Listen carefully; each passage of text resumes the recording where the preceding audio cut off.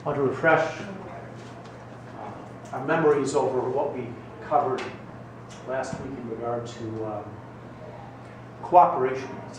It's an important concept because some of the materials I'll be giving you in the next few days will deal with cooperation. So there are two basic types of cooperation within evil. One is called formal. And what is formal cooperation? Formal means what, basically? What does it mean? Do you remember? Formal cooperation? You know what formal cooperation is? Formal cooperation means I'm doing it, I'm intending it to be done. Okay? I'm the getaway car at the bank robbery. Okay? That's what formal cooperation is. You can't say, oh, I didn't actually do the act. No, you're formally cooperating in the act. You are guilty because you're a partaker of the act. That's what formal cooperation is. Material cooperation means you're not intending the act. You're not intending that it be done. However, it can be sinful because there are two types of material cooperation. Material cooperation is two types. Okay? Material cooperation.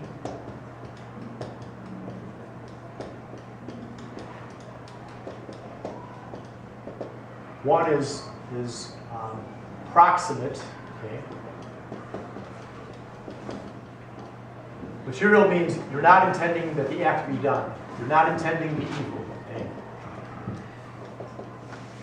The evil act. That's what material cooperation means. But if it's proximate, if it's near, okay, so that you're so near the act that you're cooperating in it in a way that is evil, even though you're not intending it. You can't say, I'm just handing the doctor the tools to do the abortion. I'm the nurse. No. This is you're too near the action. You're proximate. You're near. So it's sinful. Okay, it's sinful because the act wouldn't be done without you. Okay.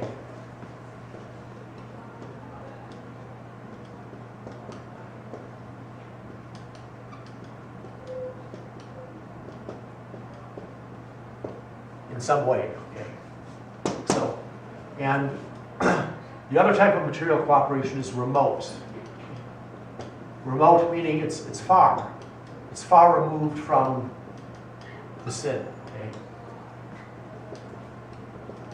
From the act, so it's not sinful. But, okay, even though it's not sinful, because it's far removed from the act, you should try to avoid it. Okay? You should avoid it. Okay?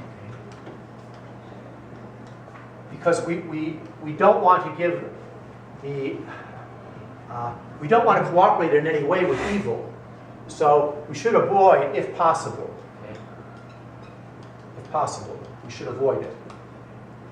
Stay away from it. Because of, you could say, scandal. Okay? Well, I'm just selling the abortionist his tools to rip babies apart. Well, yeah, but I'm just a salesman. Okay, for example, I'm selling this. I sell a lot of materials. We happen to sell some materials to an abortionist. We should try not to do that because of the scandal involved. Okay? Of the public scandal. Okay? That's what I mean, scandal. That it gives a bad impression as if we're cooperating with it. Okay? So even though you're not intending it and you're far removed from it, you should try to avoid it if possible. So that's material cooperation, both proximate, near, and remote, far removed. Okay. There's the example, the nurse, okay, assisting the abortionist. Okay. The abortion doctor. So that's a classic example of proximate near cooperation.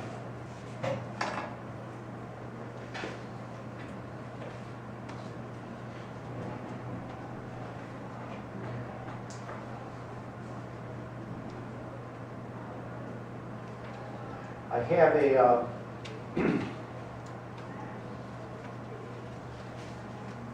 an excerpt here from Pope John Paul II, St. Paul John Paul II now. It's his encyclical letter, Evangelium Vitae. Has anyone ever looked over Pope John Paul II's encyclical Evangelium Vitae, which means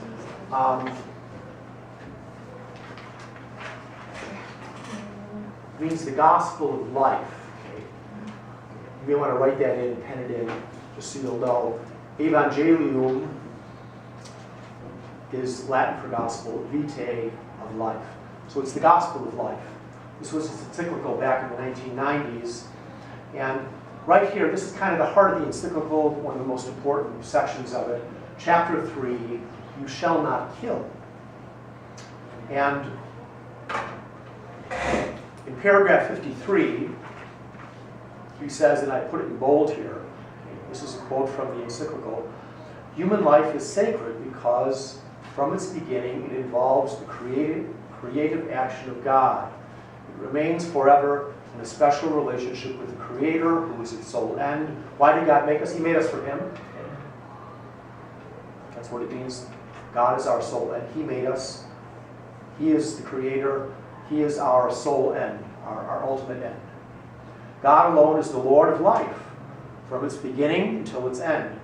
No one, in any circumstance, can claim for himself the right to destroy directly an innocent human being. So you can't say, I have some justification for this. An innocent human being, we can't destroy innocent human life. That's the bottom line. That's the fifth commandment, thou shalt not kill, which really means murder in the Jewish understanding. Because we can kill in self-defense. Someone comes in here shooting a gun, I can take the guy out if I have a gun in order to prevent him from killing you. That's not murder. That's not a violation of the fifth commandment. I wouldn't be prosecuted under criminal laws, and I would do it with a clear conscience, even as a priest. Try to avoid it, but if that's the only way you could stop someone, you have to do this to protect human life, self-defense or defense of others. So, in paragraph 57, this goes on with the teaching, okay, that he's expounding on this point. If such great care must be taken to respect every life, even that of criminals and unjust aggressors, okay? You know, if someone's just stealing something out of a garage, you don't kill them. If someone's being an aggressor, you try to do the least amount to fend them off. If someone's just beating someone up, you don't take a Tommy gun out and plug them full of bullets, because that's overreacting. You don't have to do that to prevent the evil. You can try to grab a hold of someone, okay? So, even criminals, unjust aggressors, you try not to kill them if it's possible, okay? So that's respect for life. The commandment, you shall not kill, has an absolute value when it refers to the innocent person. So you have to distinguish the guilty aggressor versus the innocent person. So if you're innocent, there's no justification for taking of an innocent human life. And all the more so in the case of the weak and defenseless human beings who find their ultimate defense against the arrogance and caprice of others only in the absolute binding force of God's commandment. Like innocent people, little children in the womb. In effect, the quote continues, the absolute inviolability of innocent human life is a moral truth clearly taught by sacred scripture, constantly upheld in the church's tradition, and consistently proposed by her magisterium. See that alignment? That's important, because he's saying it's scripture, it's tradition, and the magisterium all together. Okay, this has been consistent. The scriptures teach it, the church's tradition teaches this, the magisterium teaches it. The teaching authority of the church. This consistent teaching is the evident result of that supernatural sense of faith which, inspired and sustained by the Holy Spirit, The Holy Spirit came upon the church at Pentecost, leads and guides the church infallibly, okay? Safeguards the people of God from error when it shows universal agreement in matters of faith and morals. This is, I put in brackets there, ordinary universal magisterium. We study what types of infallibility there are. The ordinary universal magisterium, the teaching of the Pope and the bishops and really the whole church over centuries. Consistently, bless you, consistently on a matter. Okay? Then it's infallible. Now, faced with, and now he's addressing the current situation of our culture here. Okay. And Amy, why don't you read for us? Faced with the progressive weakening in individual consciences and in society of the sense of the absolute and grave moral illicitness of the direct taking of an innocent human life, especially at its beginning and at its end, the Church's magisterium has spoken out with increasing frequency in defense of the sacredness and inviolability of human life. The papal magisterium, particularly insistent in this regard, has always been seconded by that of the bishops. Okay, so he's saying that people's consciences are being weakened in regard to the taking of innocent human life at its beginnings in the womb and its end as people grow old. So the church, he's writing this in the mid-1990s, but it's even more applicable today. Just a couple of weeks ago, the country of Belgium passed a law allowing children as young as 8 years old to choose to be euthanized. If you have some disease like cerebral palsy, muscular dystrophy, you're suffering, I don't want to live anymore, you can choose to get a lethal injection. So this is evidence of the weakening of people's consciousness on what is or should be regarded as a great moral evil. Okay, and then the paragraph here, he says, therefore, Nick, would you read for us? Okay, therefore, by the authority which Christ conferred upon Peter and his successors, and in communion with the bishops of the Catholic Church, I confirm that the direct and voluntary killing of an innocent human being is always gravely immoral. Okay, just stop there. Okay. Now, see the way he worded that? Therefore, by the authority which Christ conferred upon Peter and his successors, as popes, in communion with the bishops, I confirm. He's making an extraordinary magisterial infallible teaching here.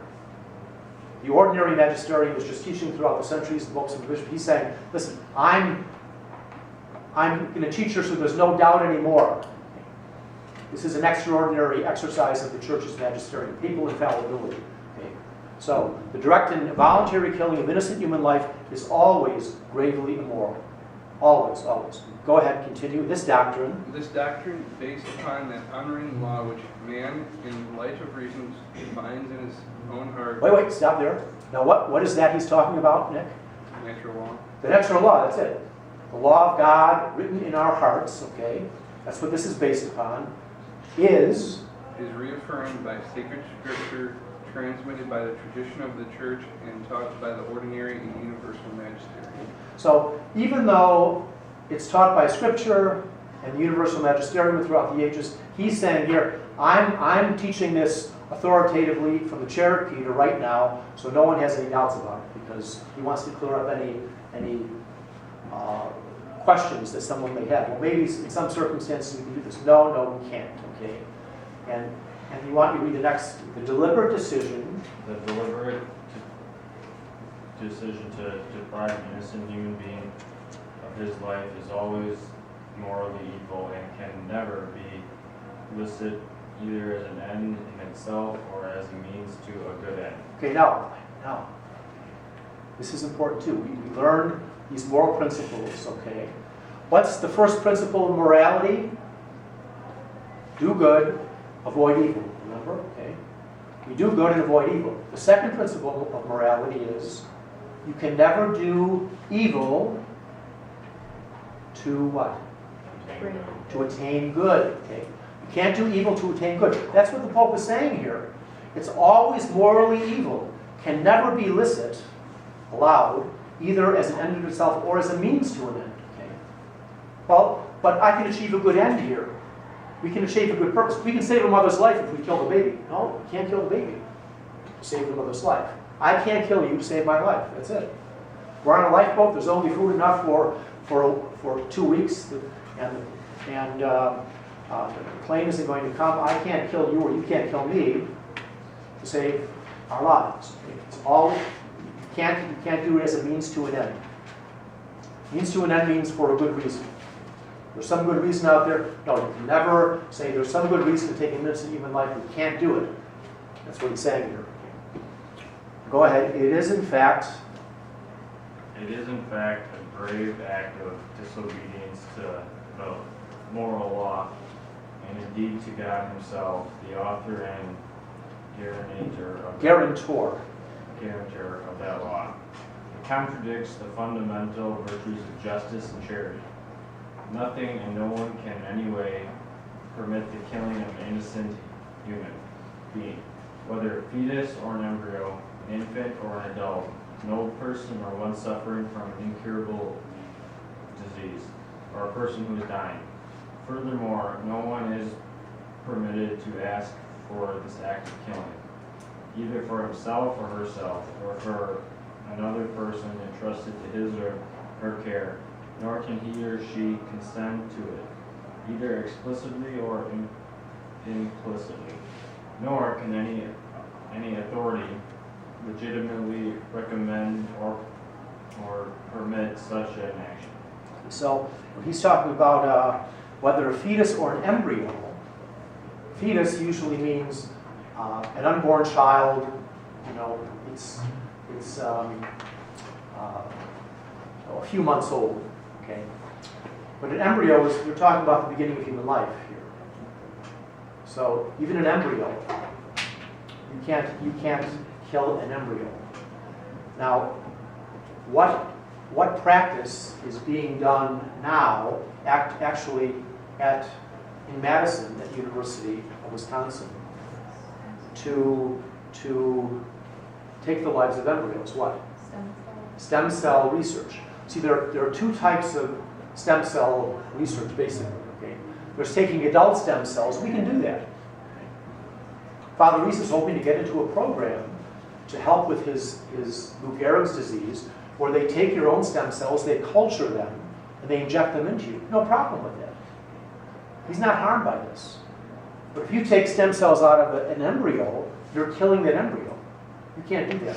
Well, but there's a good end here, because the stem cells out of embryos are pluripotent, and they're very powerful, in other words, and they can do a lot of things. They haven't figured out how to harness them yet. So what about all this good that will come from this? But still, this is killing an innocent human being. You can't do this. See, the rich and the famous don't get this. Michael J. Fox, you know who he is? You know Michael J. Fox is, okay. Is he still around? I guess he's got some show now, or he had some show recently. So he was around 20 years ago. He testified before Congress because he had Parkinson's. And when people were objecting to using embryonic stem cells, he said, what do you mean? These are just embryos. You're talking about being able to save people's lives like me. Well, I'm sorry.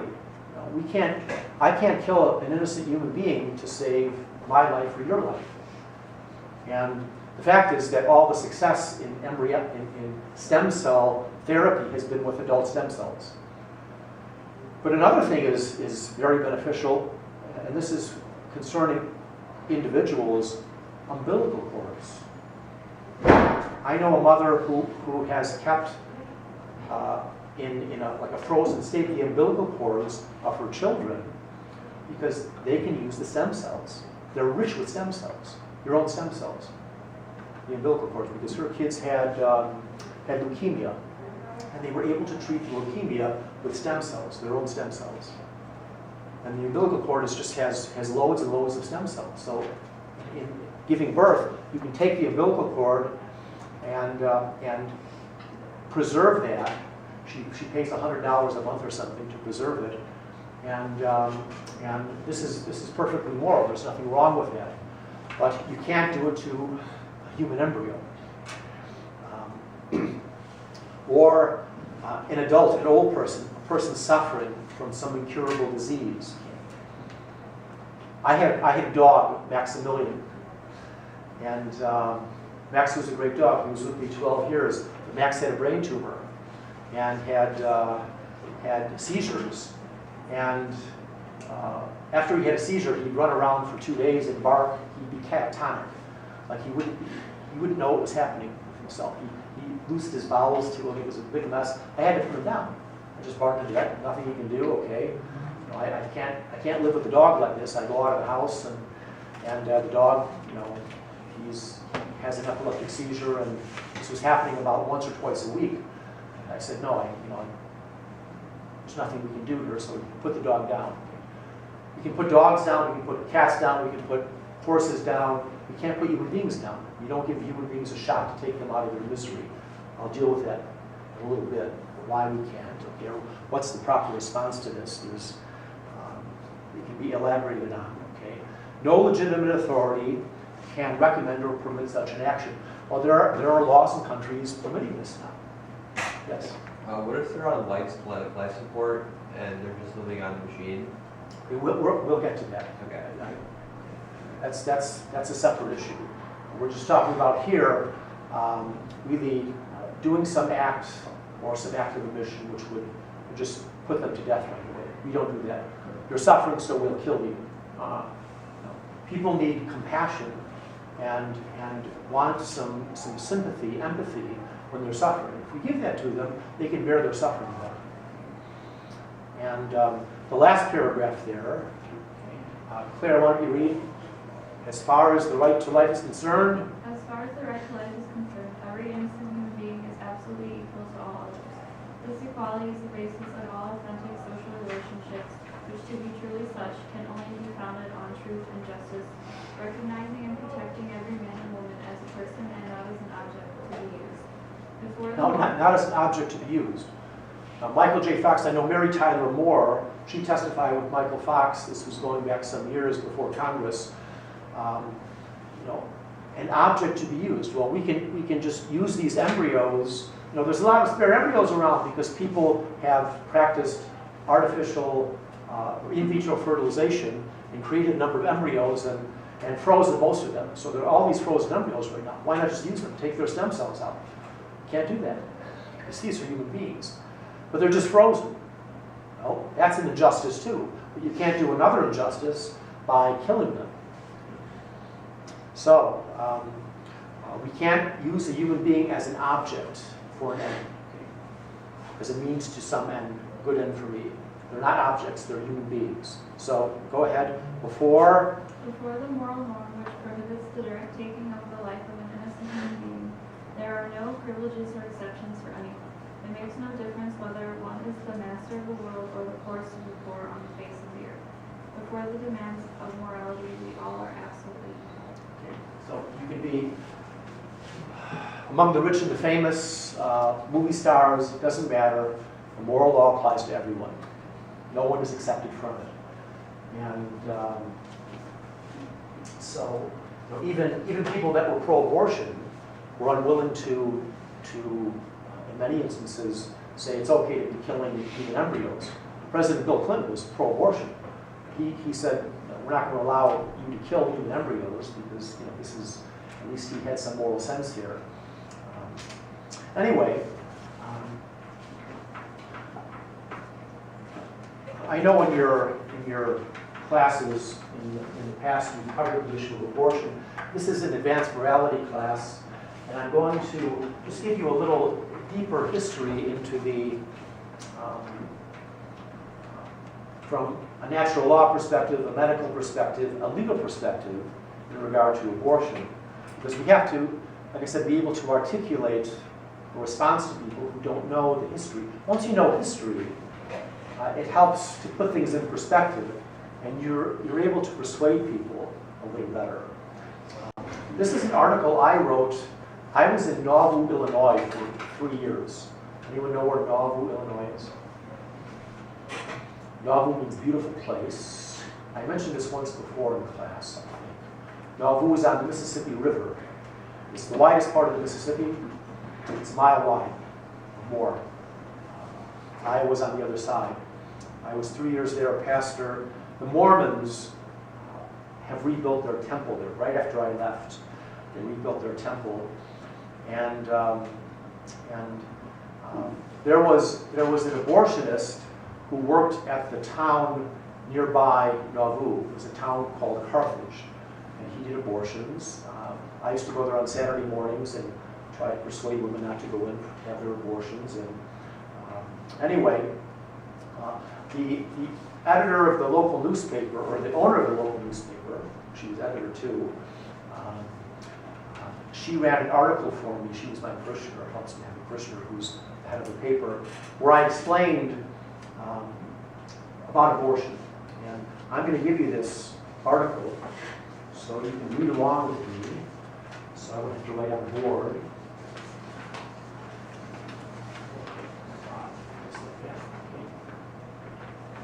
Because I wanted to give people just a history of this issue. And because it was a full-page article, I had a copy, so you go down like this on the right-hand column, and you turn it over, and you keep reading. I hope this, did yours copy like that? Let me see. Make sure it did. So turn it over like that. Yes, okay, good. Okay. So, go to the front here.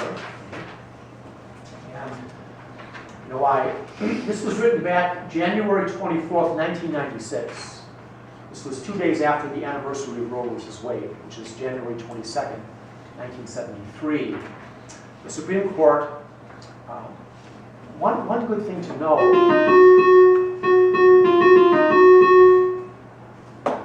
in regard to abortion, which most people don't know, is that the Roe v. Wade decision permits, I use present tense, the killing of an unborn child throughout the 9 months of pregnancy.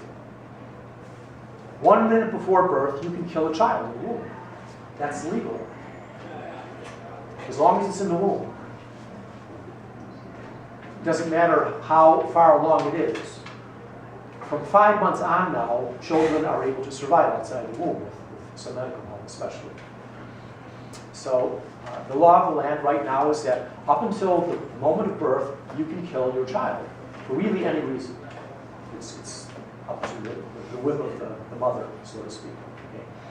And actually,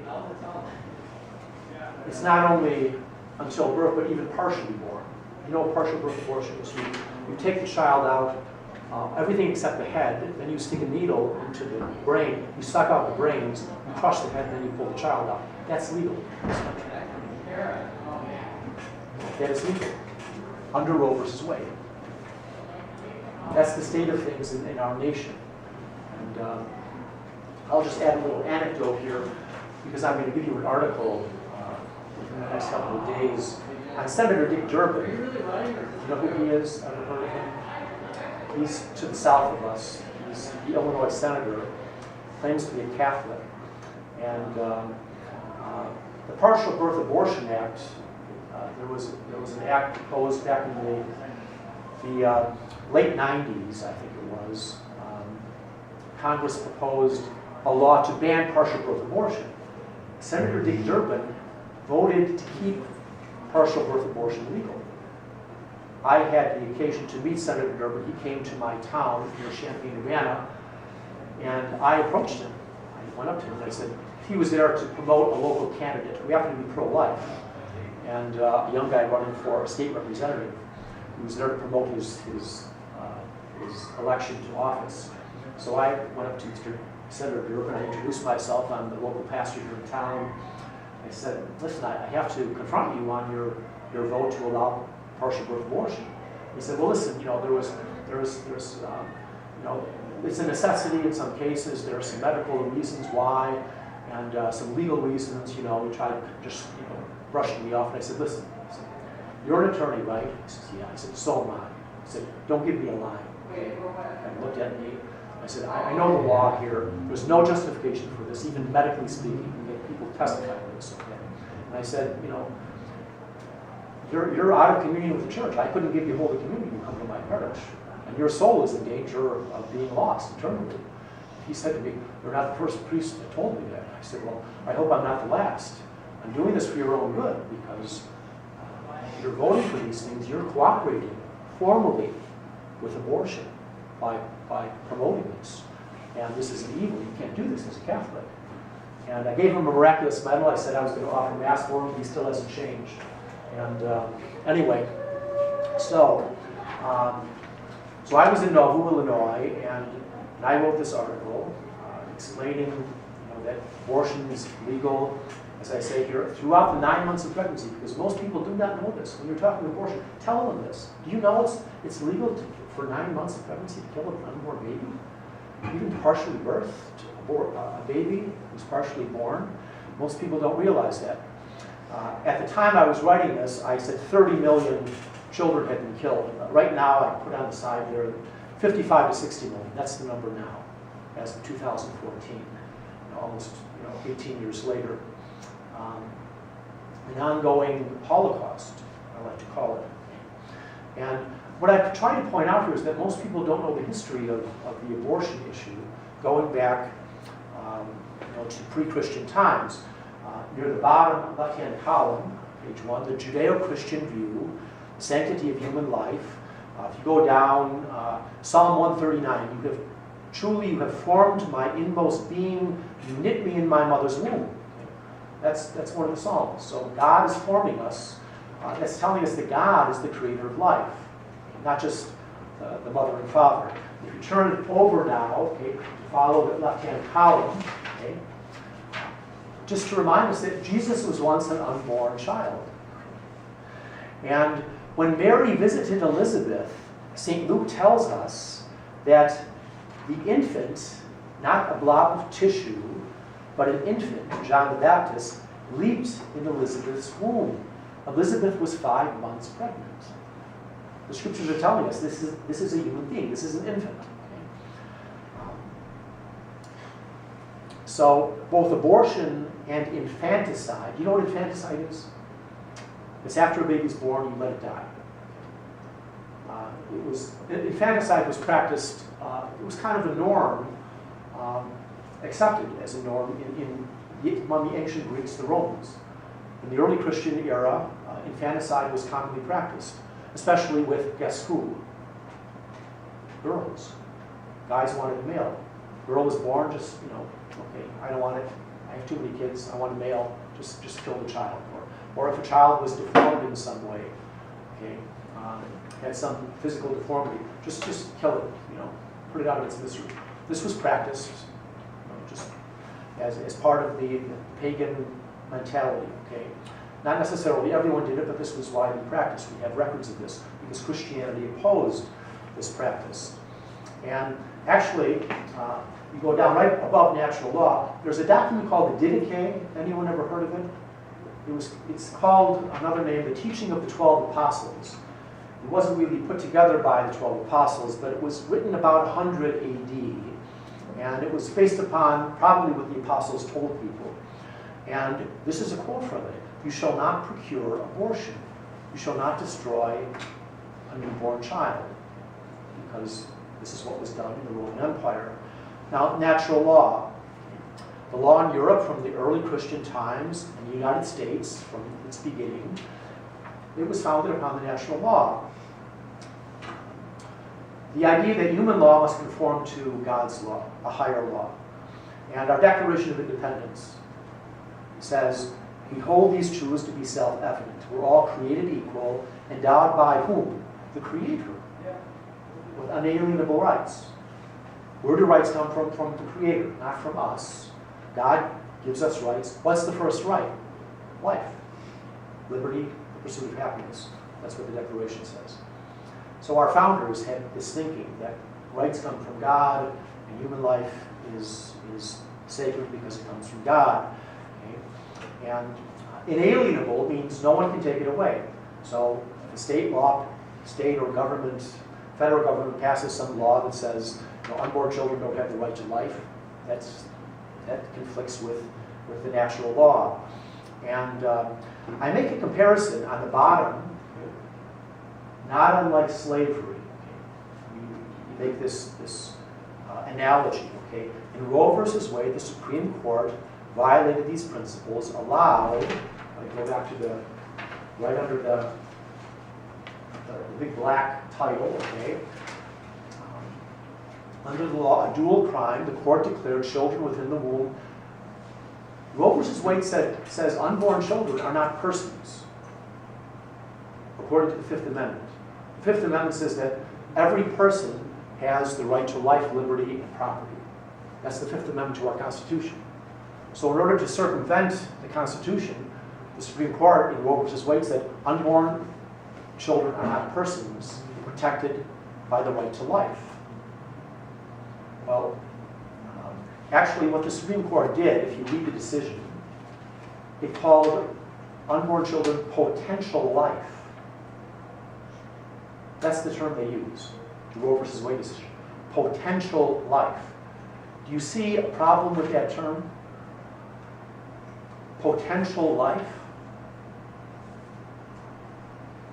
Either something is alive or it's not. Either the unborn child is alive or it's not alive. To say it's potential life, it makes no sense. It's an Orwellian term. Potential life? It's life. The unborn child is alive. We know that. There's no doubt. That's what the Supreme Court called it, in order to dehumanize the child. Okay? And they said they're not, the Supreme Court said unborn children are not persons deserving protection under our laws, and that, therefore, they conferred upon pregnant mothers the right to kill their children in utero, in uterus.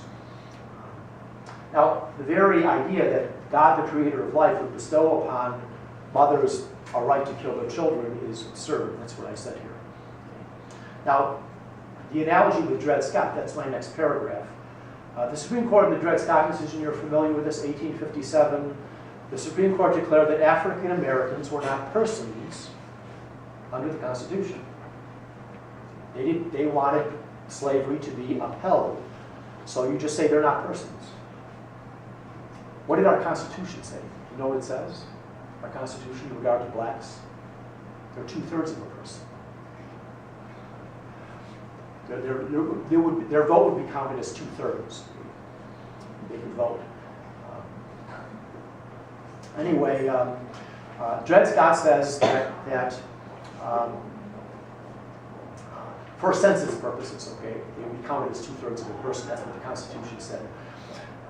But Dred Scott said that African Americans were not persons under the Constitution. Therefore, they had no right to freedom. They could be enslaved. Well, that decision, it took a civil war to overturn it.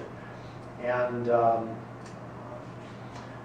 we can see the injustice of that thinking now. Well, by analogy, you say, okay, well, in Roe versus Wade, the Supreme Court says that unborn kids are not persons under the law. Now, in the next paragraph, no law at all. One of the central problems our age faces is the tendency, see, most people think what is legal is what is moral.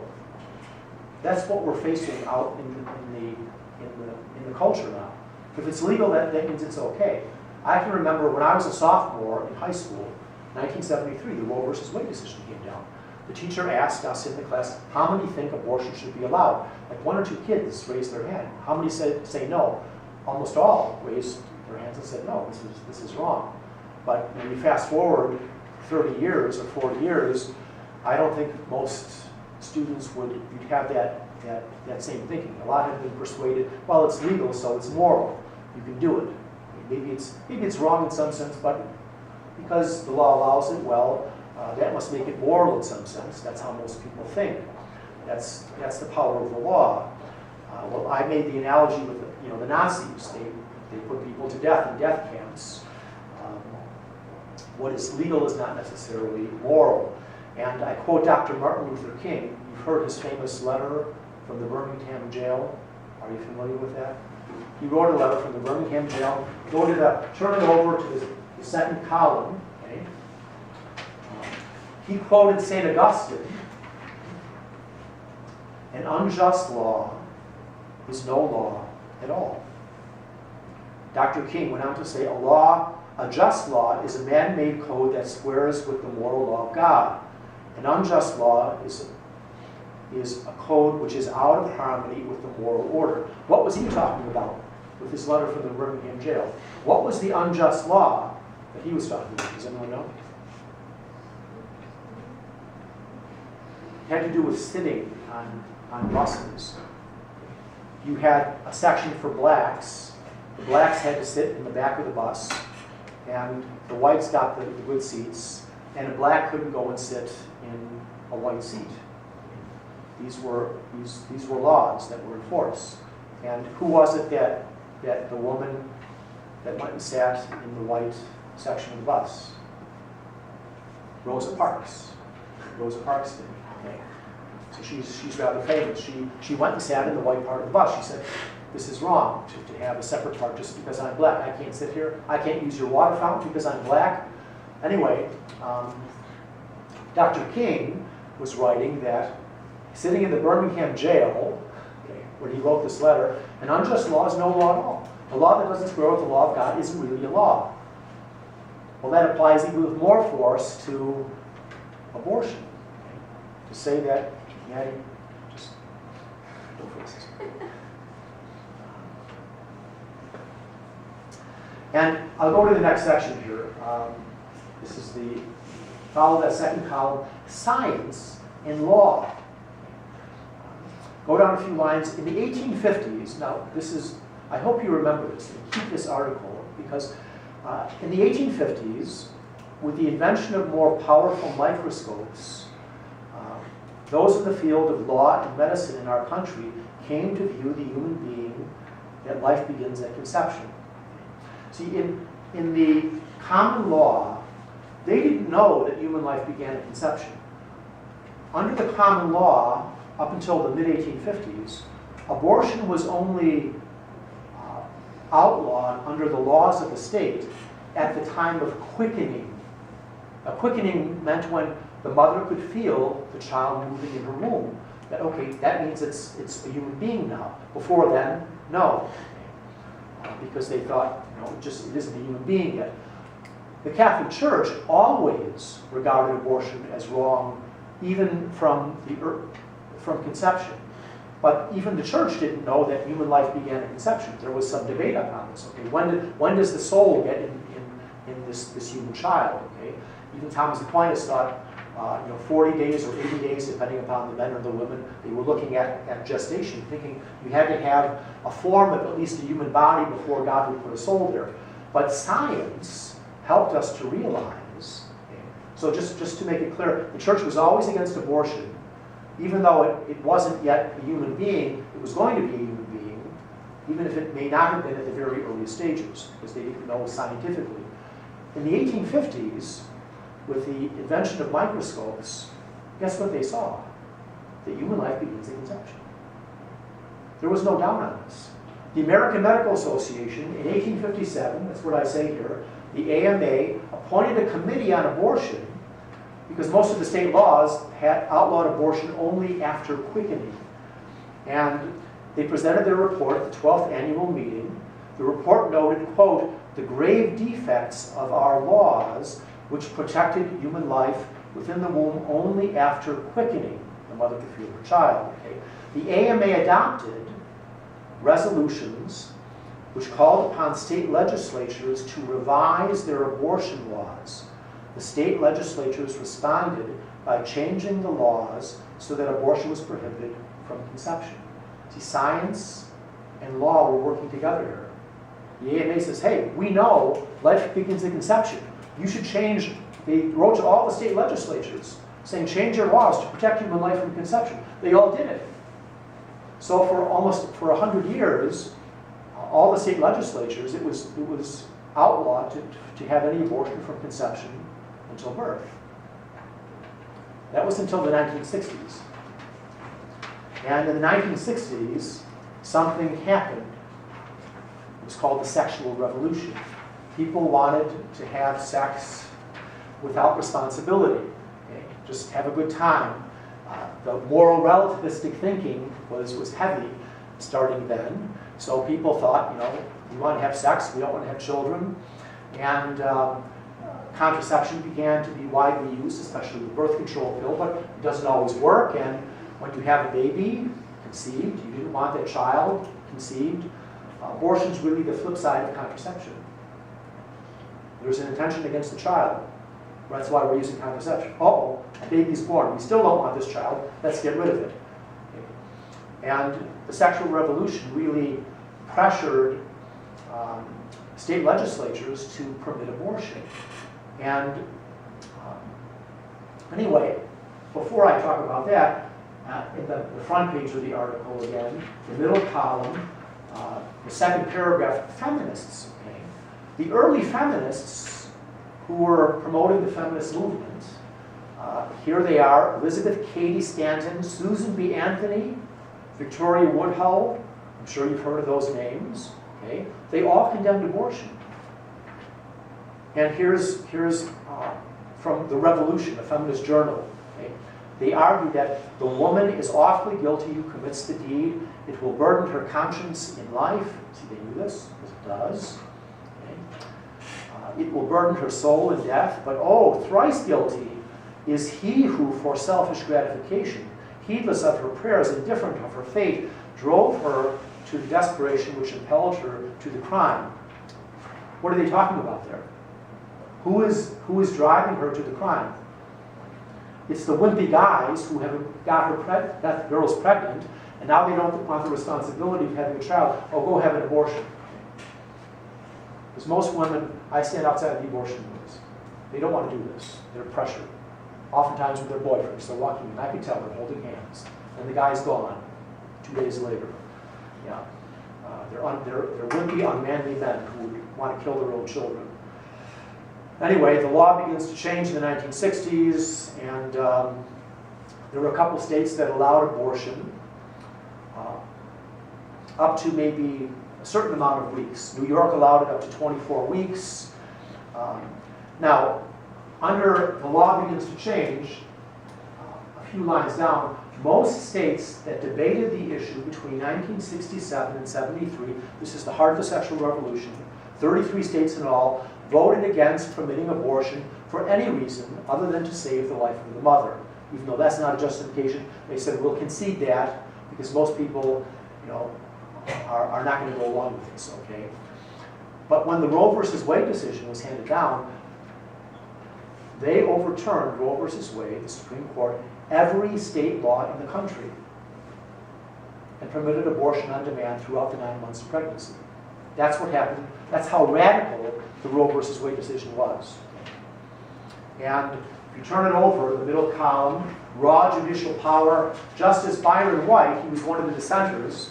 He was called Whizzer White. He was a star football player. And he called the right to abortion, it's an invented right, it's nowhere in the Constitution, an act of raw judicial power. He says that's what this is. Just the Supreme Court forcing their power on the states. And the next section, scientific fact. Here's more hard science. Okay?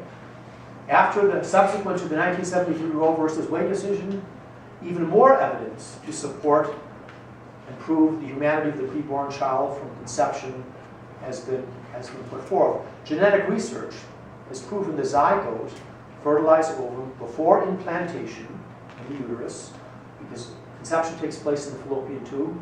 A couple days, it travels down, attaches to the uterus, even at conception. Okay? It contains all the genetic information which makes it completely a unique human being, a member of the Homo sapiens species. Dr. Jaime Gordon, I quote him here, professor at the Mayo Clinic, the most famous medical clinic in the world. He testifies before the subcommittee in 1981.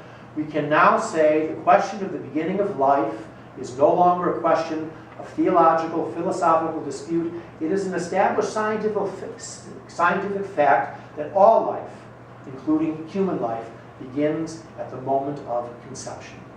A few lines down, he says, contemporary scientific evidence points to the clear conclusion the life of a human being begins at conception at the time when process of fertilization is complete. Now,